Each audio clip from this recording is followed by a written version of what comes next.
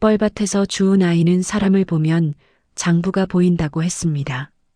누가 누구한테 무엇을 빚지고 있는지, 어떤 물건이 복이 될지 화가 될지 마치 도깨비가 쓰는 장부처럼 말이에요. 평생 복 한 번 못 본 짐꾼 복만은 그 아이 덕분에 거지에서 상인이 되었습니다.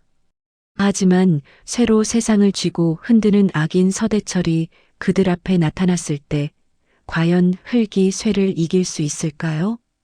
본격적인 사연 시작 전 구독과 좋아요 부탁드립니다. 지금 어디서 듣고 계신지 댓글로 남겨주세요. 여러분께 버려진 곳에서 가장 귀한 것을 발견하시는 기적이 찾아오시길 바랍니다. 장마가 끝나지 않던 그의 여름, 하늘은 마치 구멍난 독처럼 끝없이 물을 쏟아냈어요. 나루터 주변은 온통 검은 뻘밭으로 변했고 사람들은 발이 빠질까 두려워 그 근처를 피해 다녔습니다. 복만은 그날도 나루터에서 짐꾼 일을 기다리고 있었어요. 40이 넘도록 한 평 땅도 한 냥 돈도 모으지 못한 그는 그저 하루하루 품팔이로 연명하는 신세였습니다. 등이 굽고 손이 거친 그를 보며 사람들은 수군거렸어요. 저 사람 팔자가 참 기구해. 일은 열심히 하는데 왜 늘 저 모양일까? 그날 저녁 비가 잠시 그쳤을 때 복만은 이상한 소리를 들었습니다. 우는 소리도 아니고 신음소리도 아닌 무언가 살아있는 기척이었어요. 소리를 따라가니 검은 뻘밭 한가운데 사람들이 가장 꺼리는 그 웅덩이에서였습니다. 뻘 속에 반쯤 묻힌 채 누워있는 아이가 있었어요. 몇 살쯤 되었을까 6~7쯤 되어 보이는 아이는 온몸이 진흙투성이었지만 울지 않았습니다. 그저 하늘을 바라보고 있었어요. 복만이 황급히 뻘 속으로 들어가 아이를 끌어안았습니다. 아이는 가벼웠어요. 너무 가벼워서 오히려 무서울 정도였습니다. 애야, 어디서 왔냐? 부모는 어디 계시냐? 아이는 대답 대신 복만의 얼굴을 빤히 바라보았어요.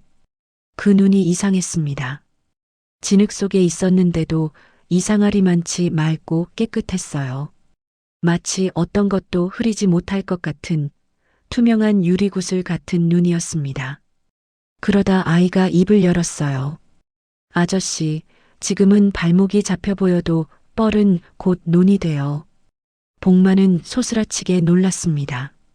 진흙 속에서 건진 아이가 자신의 처지를 꿰뚫어 보는 듯한 말을 했기 때문이에요. 하지만 그는 아이를 내려놓지 않았습니다. 오히려 더 꼭 껴안았어요. 그래, 논이 되겠지. 일단 먼저 너부터 씻겨야겠구나. 복만은 아이를 업고 자신의 허름한 움막으로 돌아왔습니다. 단칸방도 아니고 그저 볏짚과 나무 판자로 엮은 움막이었어요. 그곳에서 빗물을 받아 아이를 씻기고 자신의 헌 옷을 찢어 입혔습니다. 아이는 조용히 말했어요. 저는 하늘에서 왔어요. 하늘? 네. 그러니까 이름도 하늘이에요. 복만은 웃었습니다. 한평생 웃을 일이 없었던 그가 오랜만에 웃었어요. 좋다. 하늘이구나. 나는 복만이다. 복복자에 가득할 만자지. 복이 가득하라고 지은 이름인데 평생 복은 못 봤다. 하늘은 고개를 저었어요. 아니에요. 아저씨 복은 지금부터예요. 저를 주었잖아요. 그날 밤부터 복만과 하늘은 함께 살기 시작했습니다. 복만은 낮에 품팔이를 하고 하늘은 움막에서 기다렸어요. 사람들은 어느 날 갑자기 나타난 아이를 수상쩍게 여겼지만 복만은 아랑곳하지 않았습니다. 며칠이 지나고 복만은 하늘이 보통 아이가 아니라는 것을 깨달았습니다. 어느 날 장터에서였어요. 복만이 짐을 나르던 중 한 상인이 그를 불러 세웠습니다. 이봐, 복만이. 이 나무짐 좀 날라다 주게. 값은 넉넉히 주지.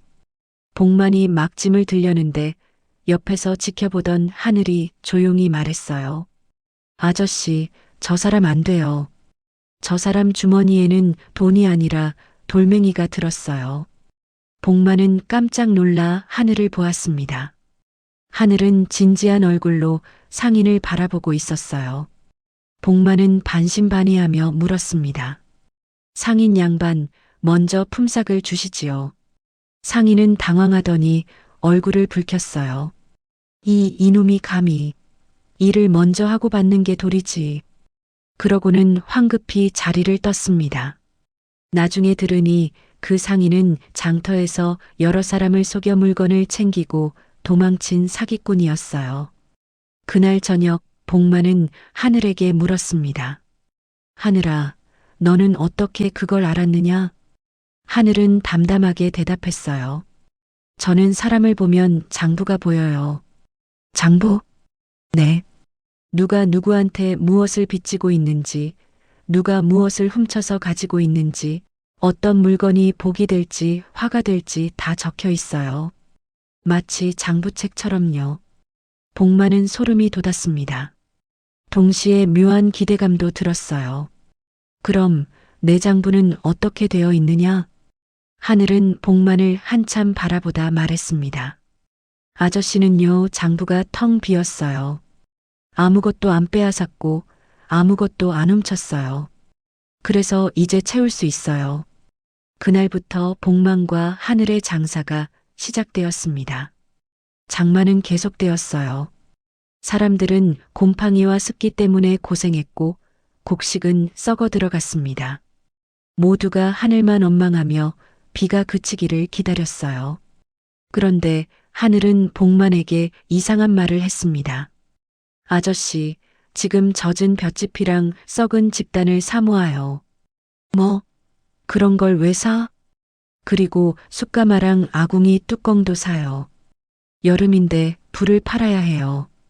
복만은 어이가 없었지만 그동안 하늘의 말이 맞았던 기억이 있어 따라했어요.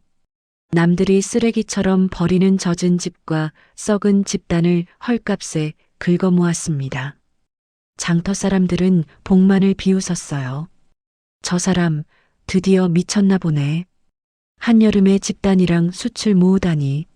하지만 얼마 후 상황이 달라졌습니다. 장마가 한 달을 넘기자 집집마다 곰팡이 병이 돌기 시작했어요. 사람들이 기침을 하고 쓰러졌습니다. 곡식은 물론 옷과 이불까지 썩어 들어갔어요. 그때 복만과 하늘이 장터에 나타났습니다. 습기 잡는 불, 숯과 지프로 만든 습기 제거 화로, 방 안에 피워두면 곰팡이가 사라집니다. 사람들은 처음엔 의심했지만 한두 사람이 사서 써보더니 소문이 퍼졌어요. 정말로 효과가 있었던 거예요. 복만이 만든 화로는 연기는 적게 나면서도 습기를 확실히 잡아주었습니다. 주문이 밀려들었어요. 복만은 밤낮 없이 화로를 만들고 하늘은 장부를 관리했습니다. 헐값에 사모은 집단과 숯이 금덩이로 변했어요. 그해 가을 복만과 하늘은 생전 처음으로 따뜻한 방을 얻었습니다. 단칸방이었지만 볏짚 움막과는 천지 차이였어요. 하늘은 작은 방 한가운데 앉아 웃으며 말했습니다. 봤죠? 뻘은 논이 됐어요. 복만은 눈시울이 붉어졌어요. 40평생 처음으로 자신의 방이 생겼습니다. 그것도 아이 덕분에. 다음해 봄 하늘은 고을 외곽의 한 폐가를 가리켰습니다. 아저씨, 저 집 사요. 뭐? 저 흉가를? 그 집은 마을 사람들이 모두 꺼리는 곳이었어요. 10년 전 큰 부자가 살았는데 어느 날 갑자기 집안 식구가 모두 병들어 죽었습니다. 그 후로 아무도 그 집에 들어가지 않았어요. 귀신이 나온다는 소문이 파다했습니다. 하늘은 고개를 저었어요. 귀신이 아니에요. 저 집은 샘이 숨막혀서 그래요. 샘? 네. 옛날 주인이 욕심으로 샘을 막았어요. 자기 혼자 쓰려고요. 그래서 땅이 죽었고 사람도 죽었어요. 샘을 다시 열어주면 돼요. 복만은 반신반의하며 헐값에 그 집을 샀습니다. 마을 사람들은 또 비웃었어요. 복만이가 돈 좀 벌더니 귀신 집을 샀다네. 금방 망하겠군. 복만은 하늘이 가리키는 곳을 파기 시작했습니다. 뒤뜰 한가운데 큰 바위 아래였어요. 나흘을 파자 바위가 드러났고 그 바위를 깨자 푸른빛 물이 솟구쳤습니다. 샘이었어요. 그것도 아주 맑은 약수였습니다. 물을 떠서 마셔보니 달고 차가웠어요. 근처 병든 개한테 먹였더니 며칠 만에 일어나 뛰어다녔습니다. 소문은 삽시간에 퍼졌어요. 복만이네 집에 약수가 났다. 사람들이 몰려들었습니다. 병든 사람, 기운 없는 사람, 아픈 아이를 업은 부모들이 줄을 섰어요. 복만은 고민했습니다. 값을 받아야 하나? 하늘은 조용히 말했어요. 한 사발은 공짜예요. 한 통은 품삯 받아요. 가난한 사람한테는 무조건 나눠줘요. 왜? 아저씨는 흙이라서 그래요. 흙은 쌓아두면 썩어요. 나누면 살아나요. 복만은 하늘의 말대로 했습니다. 부자들한테는 품삯을 받고 가난한 사람들한테는 공짜로 나눠줬어요. 사람들은 복만을 칭송했습니다. 복만이는 뻘에서 시작한 사람이라더니 참 착하네. 그렇게 복만의 이름은 고을에 알려졌습니다. 하지만 좋은 소문은 나쁜 귀에도 들어가는 법이에요. 한양에서 철상단을 거느리는 거상 서대철이 그 소문을 들었습니다. 쇠를 독점해 나라 장사를 쥐고 흔드는 인물이었어요. 겉으로는 선량한 상인이었지만 속으로는 사람의 목을 조르는 쇠사슬 같은 남자였습니다. 서대철은 부하들을 데리고 복만을 찾아왔어요. 복만이라 했나? 내 말 들어보게. 서대철은 웃으며 말했지만 그 눈은 차가웠습니다. 자네가 가진 셈 그거 나한테 넘기게.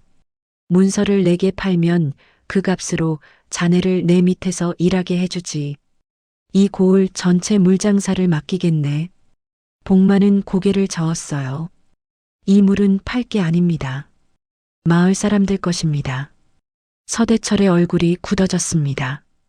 자네, 내가 누군지 아나? 한양에서 내 손 안 거치는 쇠가 없네. 내 말 안 들으면 후회할 걸세.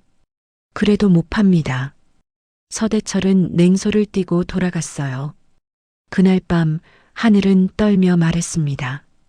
아저씨 저 사람 무서워요. 저 사람은 사람을 쇠처럼 녹여요. 복만은 하늘을 안으며 말했어요. 괜찮다. 우리는 옳은 일을 했어. 하지만 며칠 후부터 이상한 일이 벌어졌습니다. 관아에서 포졸들이 와서 샘물 장사를 막았어요. 이 물에 독이 들었다는 제보가 있다. 황당한 누명이었습니다. 복만이 항변했지만 소용없었어요. 곧 소문이 퍼졌습니다. 복만이네 물에 독이 있대. 사람들은 발길을 끊었어요. 그뿐만이 아니었습니다. 밤마다 정체모를 패거리들이 샘터를 부수고 집에 돌을 던졌어요. 어느 날 밤 불이 났습니다. 서대철의 부하들이 집에 불을 지른 거예요. 복만은 하늘을 안고 밖으로 뛰쳐나왔습니다. 등에 큰 화상을 입었지만 하늘만은 무사했어요. 하지만 집은 모두 탔고 샘터도 파괴되었습니다. 둘은 산속 토굴로 쫓겨났어요. 토굴 안은 춥고 어두웠습니다.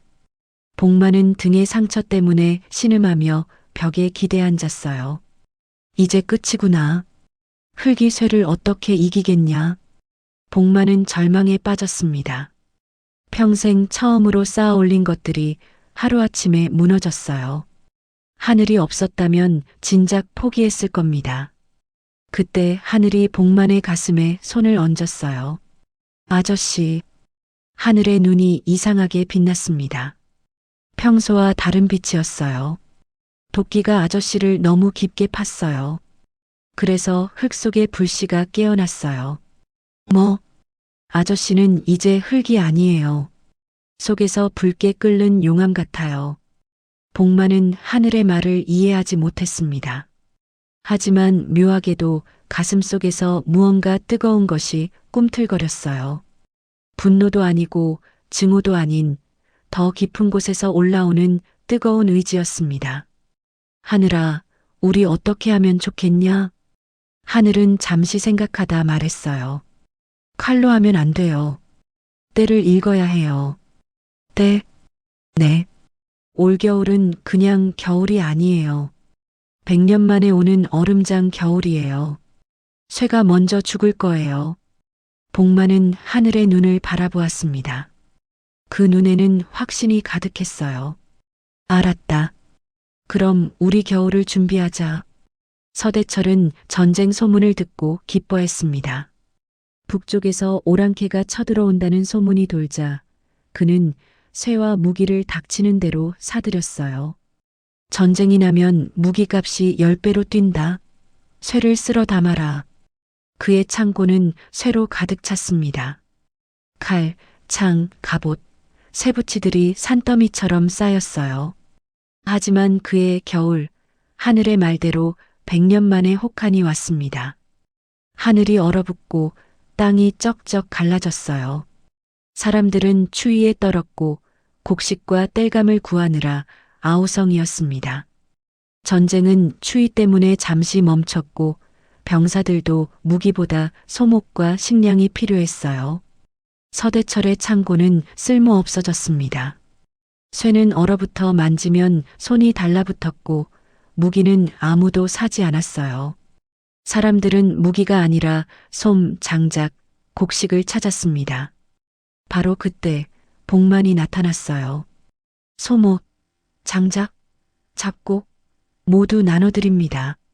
복만은 그동안 몰래 준비한 물건들을 풀어놓기 시작했습니다.